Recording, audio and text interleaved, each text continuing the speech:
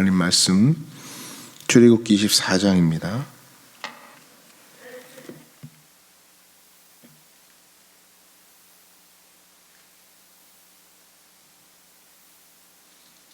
(1절부터)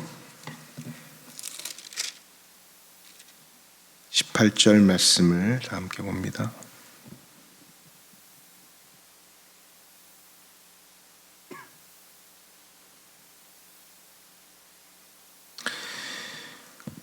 (24장) 1절부터 18절 교독합니다. 또 모세에게 이르시되 너는 아론과 나답과 아비후와 이스라엘 장로 70명과 함께 여호와께로 올라와 멀리서 경배하고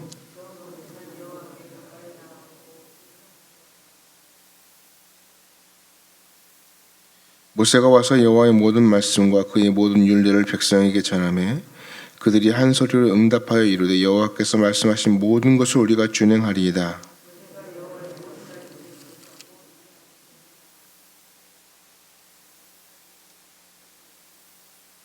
이스라엘 자손의 청년들을 보내어 여호와께 소로 번제와 화목제를 드리게 하고 언약서를 가져다가 백성에게 낭독하여 듣게 하니 그들이 이르되 여호와의 모든 말씀을 우리가 준행하리이다.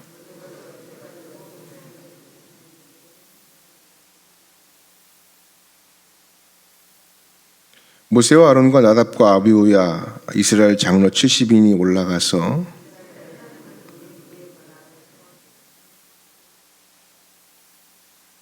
하나님이 이스라엘 자손들이 존귀한 자들에게 손을 대지 아니하셨고 그들은 하나님을 뵙고 먹고 마셨더라.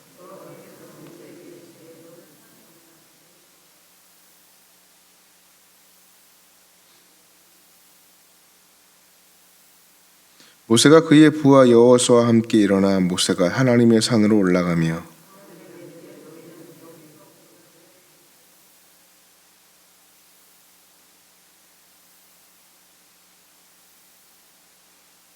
모세가 산에 오르매 구름이 산을 가리며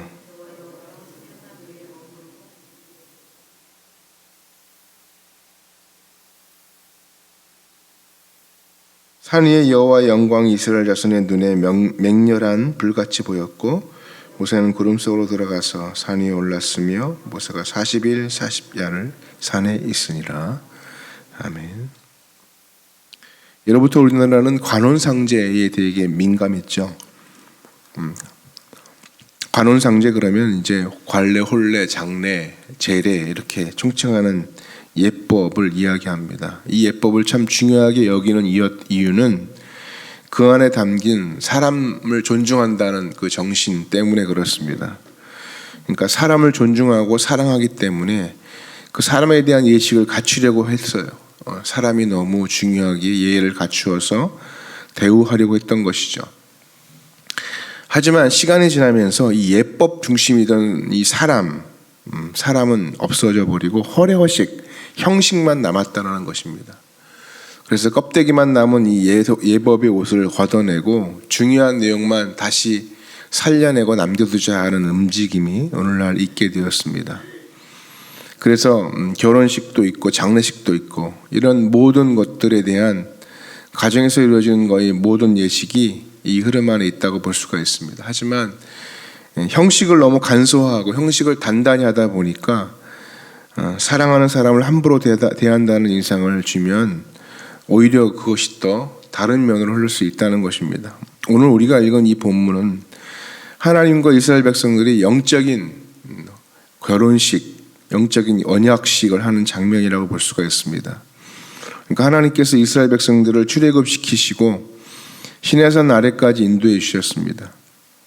그리고 그곳에서 영적인 언약식, 즉 영적인 결혼식을 이스라엘 백성들과 맺으시는 장면입니다. 하나님 이스라엘 백성과 언약식을 하시면서 그들을 사랑하는 마음을 고스란히 담아서 전달하십니다. 먼저 하나님이 이스라엘 백성들의 대표자들을 앞으로 나오게 하시죠. 1절 말씀에 또 모세에게 이르시되 너는 아론과 나답과 아비후와 이스라엘 장로 70명과 함께 여호와께로 올라와 멀리서 경배하고 그랬습니다. 70명의 대표들이 하나님 앞으로 나오고 나머지 백성들은 시내산 아래에 있고 하나님은 아직까지 모습을 보여주지 않고 계셔요. 그리고 나서 3절에 보니까 모세가 와서 여호와의 모든 말씀과 그의 모든 일들을 백성에게 전하며 그들이 한 소리로 응답하여 이르되 여호와께서 말씀하신 모든 것을 우리가 준행하리이다.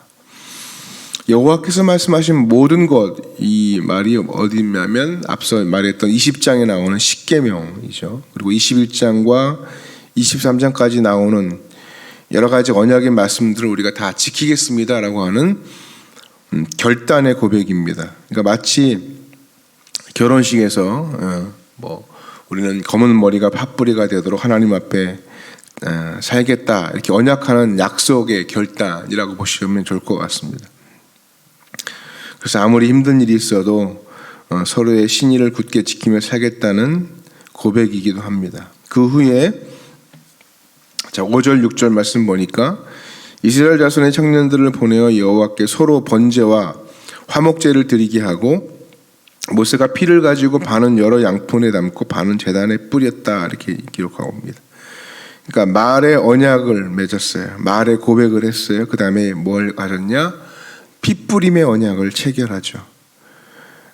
이것이 예전에 그런 말씀드렸어요. 이 핏뿌림의 언약, 이제 아브라함의 언약과도 예전에 그 제사와도 이제 일맥상통하는데 우리가 언약을 지키지 않을 때는 피를 흘리고 죽은 짐승처럼 이렇게 되어도 좋다라는 어떤 핏뿌림의 예식을 맺고 있다는 것이죠.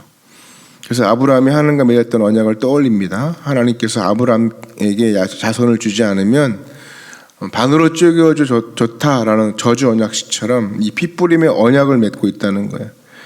자, 이 핏뿌림의 언약을 이후에는 이제 언약서를 함께 읽습니다. 7절 말씀 보니까 언약서를 가져다가 백성에게 낭독하여 듣게 하니 그들이 이르되 여호와의 말씀을 우리가 준행하리이다.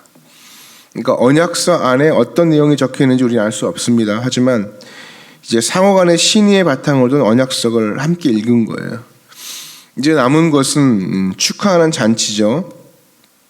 그리고 이제 하나님께서 이스라엘 장로 70명을 불러서 교제를 하세요. 식탁 교제를 하십니다. 9절에서 11절 말씀 보니까 모세와 아론과 나답과 아비후와 이스라엘 장로 70인이 올라가서 이스라엘 하나님을 보니 그의 발 아래는 청을 편듯하고 하늘같이 청명하더라. 하나님이 이스라엘 자손들의 존귀한 자들에게 손을 대지 아니하셨고 그들은 하나님을 뵙고 먹고 마셨더라. 하나님을 배웠대요. 사실 하나님의 얼굴을 뵈면 살아남지 못한다, 죽는다라는 속설이 있습니다. 정말입니다. 그러나 이스라엘 백성은 그걸 알고 있었음에도 불구하고 하나님을 뵙습니다. 하나님이 그것을 허용하셨다는 거죠. 하나님도 그렇게 말씀하셨습니다. 하지만 언약식에서는 예외였습니다. 하나님이 이스라엘의 대표자 70명을 초대하셨고 그들에게 자신의 얼굴을 보여주셨습니다. 그리고 하나님이 준비한 식탁을 베푸셨고 마음껏 먹고 마시고 즐기자 이렇게 하셨습니다. 뜻깊은 날이었으니까요. 하나님과 이스라엘 백성이 맺은 언약식을 보고 여러분은 어떤 느낌이 드셨습니까? 아, 정말 그들이 하나님을 보았구나. 하나님을 뵙고 식사했구나. 예전에 이런 기사를 봤어요. 워렌 버핏이라고 하는 세계적인 투자가 그분이 늘 하는 게 매년마다 식사 자선 경매를 하죠. 나와 함께 밥 먹을 사람 얼마 내고 먹을래? 이거 아닙니까? 올해는 낙찰이 됐습니다. 얼마에 낙찰되느냐? 246억입니다. 워렌 버핏과 밥을 먹으려면 246억을 내야 돼요. 그러니까 그만큼 가치 있다는 것을 의미하는 거죠. 단 한 사람과의 저녁 식사입니다만은 그 사람의 조언을 듣고 그 사람의 이야기를 나누는 것이 그만큼 가치가 있다고 사람이 느꼈기 때문 아닙니까? 근데 여러분 이 하나님과의 이 식사를 가격으로 따진다면 얼마일까요? 가격으로 산정할 수가 없는, 어떻게 보면 이건 단순한 식사가 아니라 하나님은 노예로 살아가던 이스라엘 백성들을 지극히 사랑하신다는 이 사실, 함부로 사람을 대하지 않으심을 오늘 말씀을 통해 배우게 됩니다. 위대한 식사죠. 근데 하나님은 이들이 애굽에서 종살이한 사람들이라고 해서 함부로 대우하지 않았다는 거예요. 이스라엘 백성들을 섬세하게 사랑하시고 대접하시는 하나님의 모습을 봅니다. 섬세하게 대하시고 마음이 다치지 않도록 극진히 대접하셨어요. 그들을 초대하셨어요. 이스라엘 백성들을 사랑하심을 드러내도록 먼저 말씀을 하시고 이 말씀을 지키겠냐고 물어보세요. 이 언약 지키겠냐. 그리고 지킨다고 하니까 핏부림의 약속을 하시고 난 다음에 직접 언약서를 써서 나누어 읽고 난 다음에 함께 식탁의 교제까지 하셨다는 것입니다. 여러분, 하나님은 이처럼 우리를 사랑하시는 분이에요. 내 과거가 어땠든 내 처지가 어땠든 내 수준이 어땠든 따지지 않고 내가 지금 어떤 모습으로 살아가든 나는 이렇게 하나님과 언약식을 맺을 만큼 존귀 여김을 받는 자라 칭하신다는 것입니다.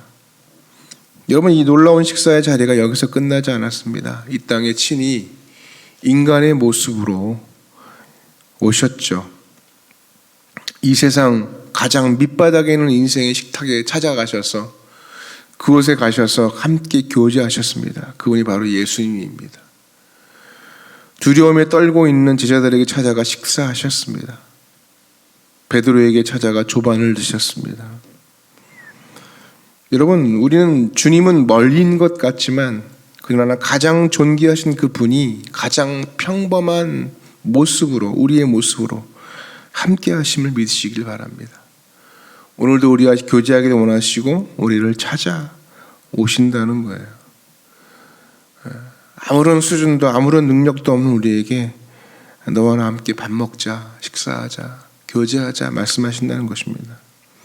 그래서 오늘 우리가 이 말씀을 다시 한번 붙들고 기도할 때 우리가 오늘 하루를 살아가면서 내가 초라해 보이기도 하고 내가 서 있는 자리가 보잘것없이 보이기도 할 때마다 오늘 이 말씀을 좀 기억하셨으면 좋겠습니다.